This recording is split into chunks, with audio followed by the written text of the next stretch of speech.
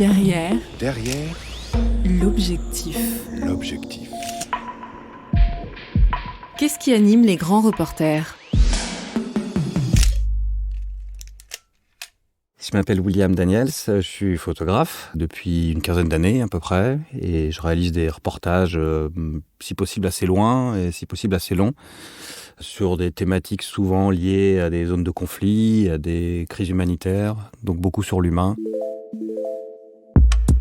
Moi, j'aime pas l'expression l'adrénaline du grand reporter parce que ça peut être super mal interprété, parce qu'on peut tomber un peu dans ce cliché qu'on recherche absolument des sensations fortes et tout. Par contre, si on a envie de vivre quelque chose d'assez exceptionnel, de faire quelque chose qui a du sens, que nos images aient du sens, qu'on couvre quelque chose où il y a très peu de gens qui y vont, il y a quelque chose qui est assez excitant là-dedans, faut reconnaître. Maintenant, l'adrénaline, c'est le terme qu'on utilise. Je sais pas, moi je fais beaucoup de snowboard, on parle d'adrénaline, donc je peux pas dire que je vais en Centrafrique faire des photos comme je vais faire du snowboard. Donc il y a un truc qui peut être malsain là-dedans. Faire quelque chose qui nous passionne, quoi, qui a du sens, auquel on croit encore un peu, malgré la profession qui devient tellement compliquée.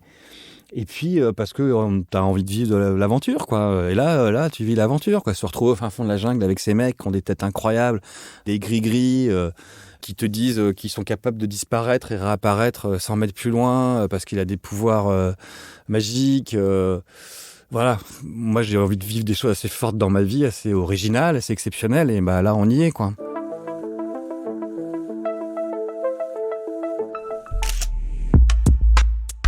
Traverser le pays en 4x4 dans des routes qui sont empruntées de personnes parce qu'il n'y a pas vraiment de route d'ailleurs, et puis se retrouver au milieu de la jungle dans des villages où les gosses de moins de 12 ans n'avaient jamais vu de blanc, parce que la dernière fois qu'un blanc était venu ici, c'était il y a 12 ans.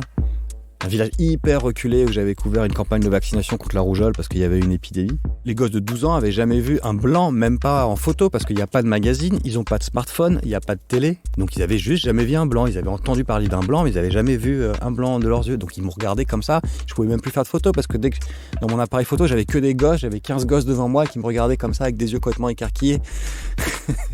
Donc ça, c'est des choses, c'est des expériences qui sont fortes, quoi.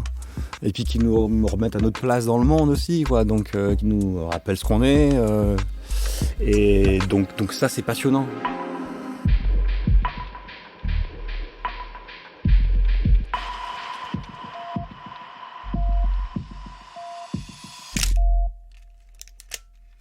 Il n'y a pas de mérite ou de courage ou de...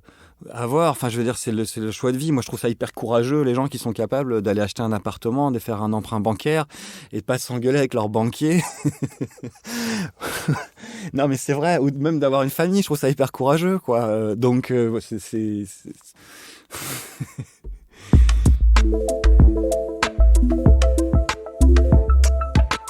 Pour parler de notre profession, c'est qu'on est obligé de pousser beaucoup. Très souvent, les projets intéressants qu'on fait en commande, on les fait parce qu'on arrive à convaincre nos journaux de les faire. Enfin, dans le journalisme, c'est souvent ça quand même. Il faut aller provoquer le travail de commande, quoi. Ce qui est bien aussi, parce que du coup, on peut essayer de se trouver, de réussir à travailler sur ce qu'on a vraiment envie de travailler. Moi, le but, c'est de faire ça, hein, c'est de réussir à travailler que sur ce que je veux.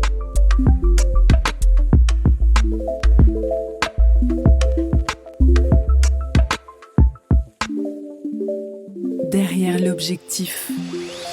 Vous avez aimé cet épisode ? N'hésitez pas à le noter, le partager, le commenter.